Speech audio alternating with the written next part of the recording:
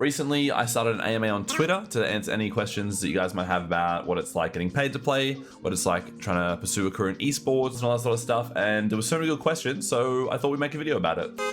Hey, I'm Bus, and I was a semi-professional Overwatch player playing Australian contenders for about 3 years. I don't think I've ever spoken into my camera like this long form, so it still feels awkward like making eye contact with the camera, but I'll do my best. Throughout your seasons of contenders, what is the one moment you will never forget? Also, best Mindfreak memory you've had. They kind of tie in together. 100% gotta be, and I don't think this will ever change. It's gotta be playing on stage at MEO 2019. Playing on stage had always been a big dream of mine, always been like a reason that I wanted to play competitively. Dude, this is fucking epic! Definitely something on the bucket list, and I got to do it, which was insane. We made contenders finals in 2019 against Order, and we got to play at the Rod Laver Arena, which is like a pretty decent sized venue. So that was insane. Walking out on stage with the smoke machines, with like the crowd and stuff, with all the lights, with all the big music. It was just straight up, like it was better than I dreamed it being. So I had a Twitch emote at the time called Bustle Nut. I'll put it somewhere here. And Sarah Jane, shout out Sarah Jane, printed out, I think, some like A4 sheets of this emote, and she handed them out to a heap of people that were going to watch the game. So as I walked out onto the stage, I just saw a bunch of my face, of people holding these like big printouts of my face in the crowd, and oh my god, it was unreal. I'm pretty sure you can see in the video too when I noticed it. I'm like, what the hell? So unfortunately, we lost that match. As a team, we were getting the elevator up to the main floor.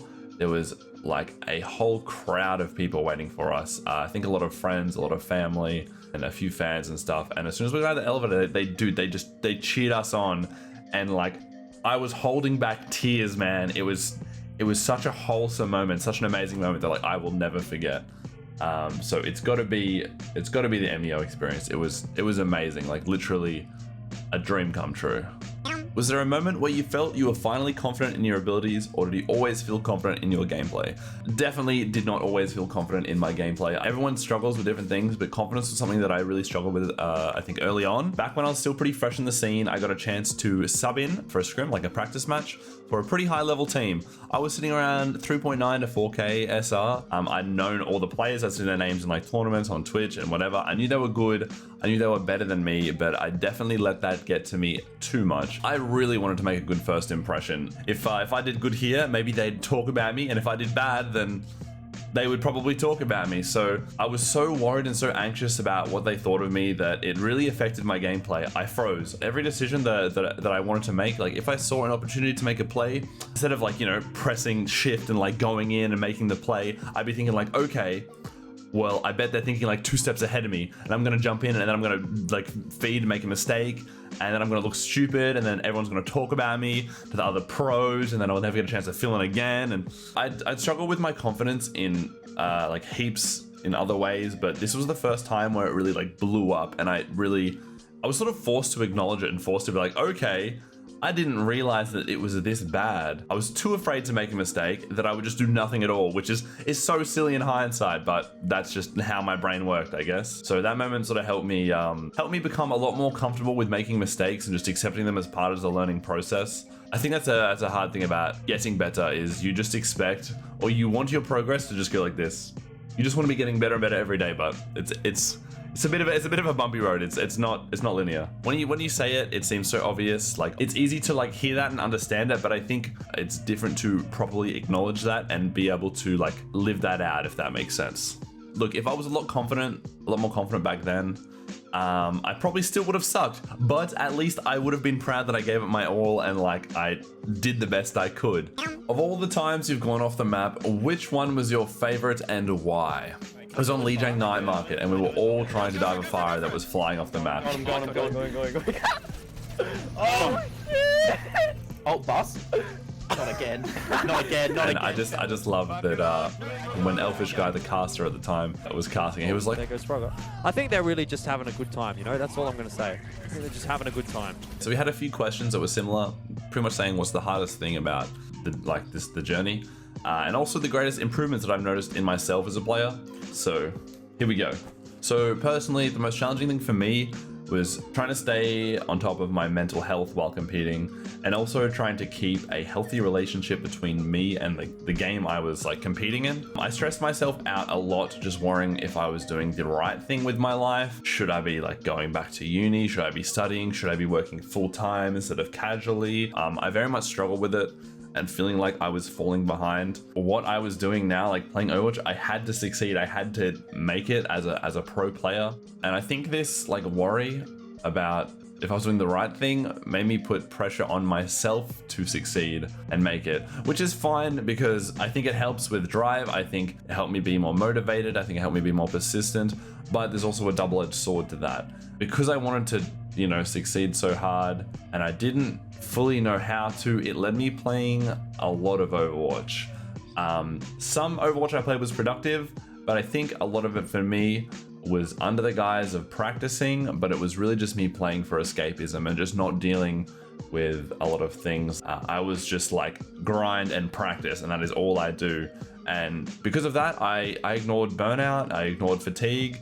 I just wanted to get good. And I honestly think, like, you know, if I acknowledge like my feelings when I was burnt out and fatigued more, took time off, took breaks, had a healthy relationship with the game, my progress probably would have been less stagnant. I probably would have got better faster, or at least I would have enjoyed the process a lot more than I did without the stress. The biggest thing that I've learned from my time competing is just to appreciate what I have and just be able to just be very present with what I'm doing.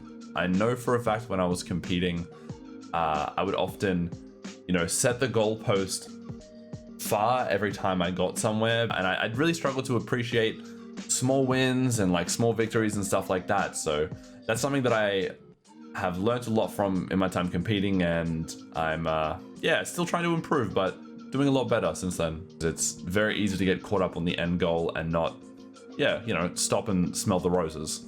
Is going pro from the OC region a realistic dream for anyone? It's definitely been done before. It's definitely possible. Is it realistic? I guess it depends. You know, everyone has different circumstances. Everyone lives different lives.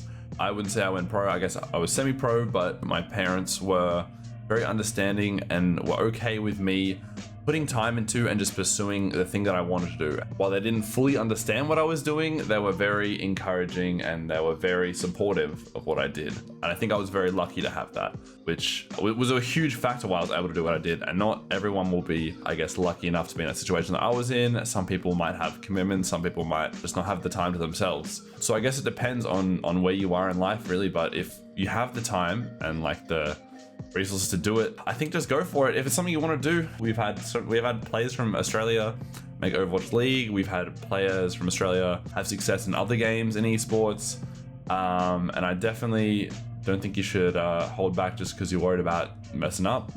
You can just send it. Did I ever get superstitious on game day? Not like super superstitious, but there was definitely some small things, like I would make sure I have to play exactly like 30 to 45 minutes of Kovacs. Or I would feel like that I would have to play the game right up until an hour before the official and then not touch the game for that hour and then go in, or else I would be like too warmed up to the point where I would like be fatiguing, or really random things that I would probably just, I don't know, make up and they'd last for like a few months and they'd probably go away. Thank you for watching. I hope you guys enjoyed the video. If you have more questions, just feel free to chuck them in the comments. And if we get enough interest, if you guys like this video, maybe we can do another one. I've still got plenty of comments as well. Questions from the previous tweet I did. So yeah, peace.